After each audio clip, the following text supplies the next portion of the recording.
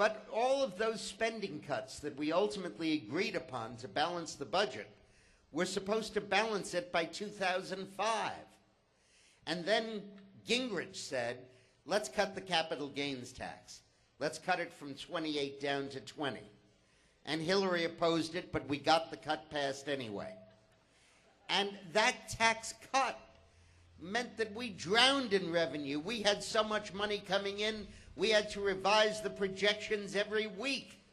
And we balanced that budget not in 2005, but in 1998. And that is what we are going to do now when the Republicans take over control of Congress.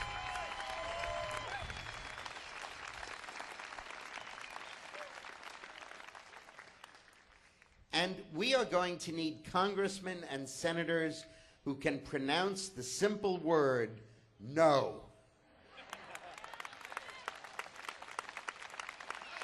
No. No to higher taxes. No to increased spending. No to bailouts of companies and bailouts of states and bailouts of the Afghanistan banking system. No, no, no.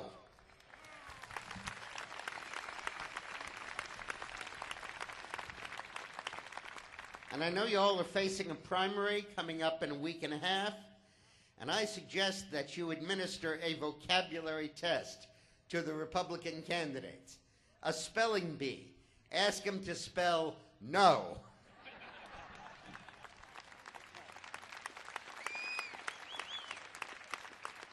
Make sure that they get it right. Because that's the other half of the message today. We can't trust these people. We're going to vote for them. We're going to help them get elected. They're going to go to Congress and they're going to drink not bottled water. They're going to drink the water that comes out of the faucet in Washington, D.C. And there's something in that water that makes you change, that makes you suddenly see that the responsible thing to do is to raise taxes, that we can't sit back and let states go bankrupt even though they caused it and brought it on themselves. That makes them sit back and say, we have to come to everybody's aid and everybody's help except for the American taxpayer. And we are going to have to come back into session same time next year to keep them honest.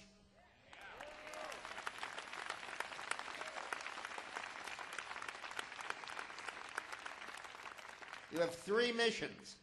One is to sweep them into office. The other is to cleanse the party while you're doing it. And the third is to keep them where they said they'd be, saying no, voting no, and meaning no to Obama's big spending. You got to keep them honest. You got to stay on their case. And then you have to deal with one other problem. There's something in the water of Washington that leads them to confuse themselves with God. We may disagree as to when life begins, conception, viability, birth, but we can all sure as hell agree it ends at death. And the person that should decide when you're going to die is God, not a federal bureaucrat.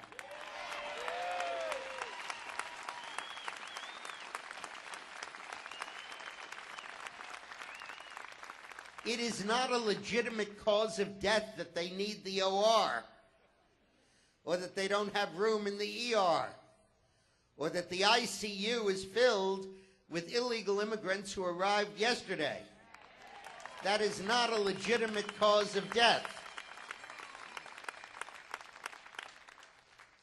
Now, you cannot expand the number of patients by 30 million and contract the number of doctors by cutting back reimbursement and expect there not to be rationing of health care. And what rationing of health care means is the elderly have to die. That's what it means. Now, fortunately, as I look over this audience, this does not apply to any of you, particularly not any of the women that I see in the audience here today. But in future years, it might. And in future years, you might be told, like the Canadians are, You can't get a colonoscopy except for waiting 7 or 8 months to get it.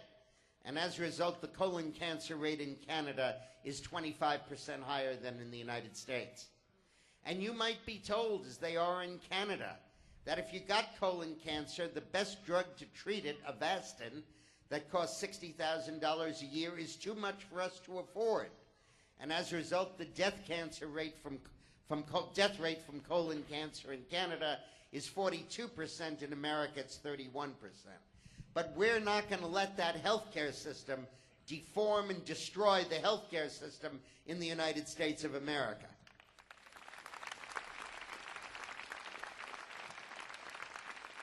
And the way we're going to stop it is we're going to zero fund it. Zero. Zero. Elton John said too low for zero. That'll be the healthcare funding. You know that whole bureaucratic chart they have? Well, those folks all can take offices. I just hope they don't mind working for free.